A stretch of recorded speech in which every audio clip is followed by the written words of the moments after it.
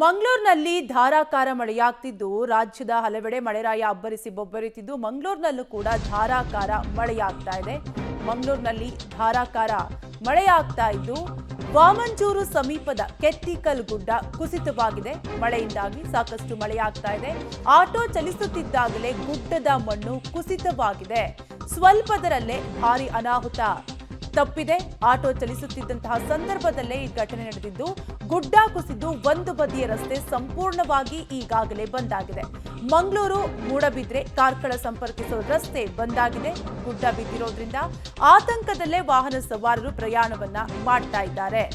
ಮಂಗಳೂರಿನಲ್ಲಿ ಧಾರಾಕಾರ ಮಳೆಯಾಗ್ತಾ ಇದ್ದು ಮಳೆರಾಯ ಸಾಕಷ್ಟು ಅವಾಂತರಗಳನ್ನೇ ತಂದೊಡ್ಡಿದ್ದಾನೆ. ಮಂಗಳೂರಿನಲ್ಲಿ ಮಳೆರಾಯ ಅಬ್ಬರಿಸಿ ಬೊಬ್ಬೆರೆಯುತ್ತಿದ್ದು ಇದೆಲ್ಲದರ ಮಧ್ಯೆ ವಾಮಂಜೂರು ಸಮೀಪದ ಕೆತ್ತಿಕಲ್ನಲ್ಲಿ ಗುಡ್ಡ ಕುಸಿತವಾಗಿದೆ.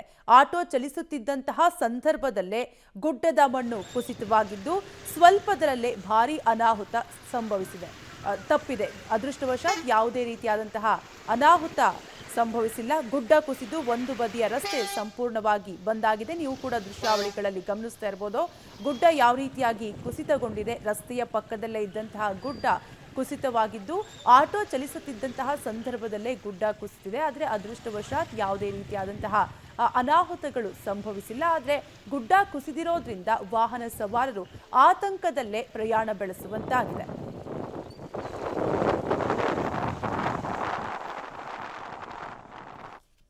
ಡೀಟೇಲ್ಸ್ ಕೊಡ್ತಾರೆ ನಮ್ಮ ಪ್ರತಿನಿಧಿ ಸುಖಪಾಲ್. ಸುಖಪಾಲ್, ಮಂಗಳೂರಲ್ಲಿ ಮಳೆ ಏನೆಲ್ಲ ಅವಾಂತರ ಸೃಷ್ಟಿಸಿದೆ, ಜೊತೆಗೆ ಗುಡ್ಡ ಕುಸಿತದಿಂದ ವಾಹನ ಸವಾರರು ಯಾವ ರೀತಿಯಾಗಿ ಪರದಾಡುವಂತಾಗಿದೆ?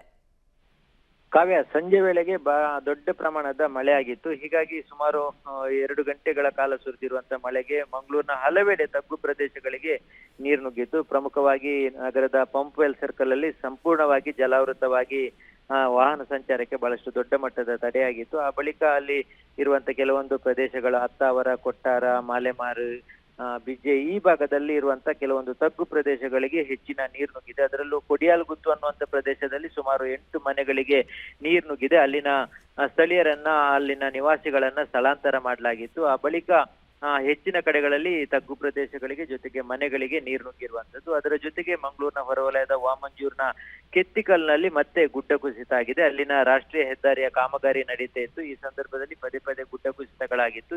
ಇವತ್ತು ಹೆಚ್ಚಿನ ಮಳೆ ಆದಂತ ಸಂದರ್ಭದಲ್ಲಿ ಒಂದು ಭಾಗದ ಗುಡ್ಡ ಕುಸಿದು ಬಿದ್ದಿರುವಂತದ್ದು. ಅದೇ ಸಂದರ್ಭದಲ್ಲಿ ಅಲ್ಲೇ ಒಂದು ಆಟೋ ಹೋಗ್ತಾ ಇತ್ತು. ಆದ್ರೆ ಆಟೋ ಹೋಗುವಂತ ಸಂದರ್ಭದಲ್ಲಿ ಅದರ ಸಮೀಪದಲ್ಲೇ ಗುಡ್ಡ ಕುಸಿತ ಆಗಿದೆ. ಹಾಗಾಗಿ ಯಾವುದೇ ರೀತಿಯ ತೊಂದರೆ ಆಗಿಲ್ಲ. ಆದ್ರೆ ಆಟೋಗೆ ಸ್ವಲ್ಪ ಹಾನಿಯಾಗಿದೆ. ಆಟೋದ ಎದುರು ಭಾಗದಲ್ಲೇ ಮಣ್ಣು ಬಿದ್ದಿರುವಂತದ್ದು.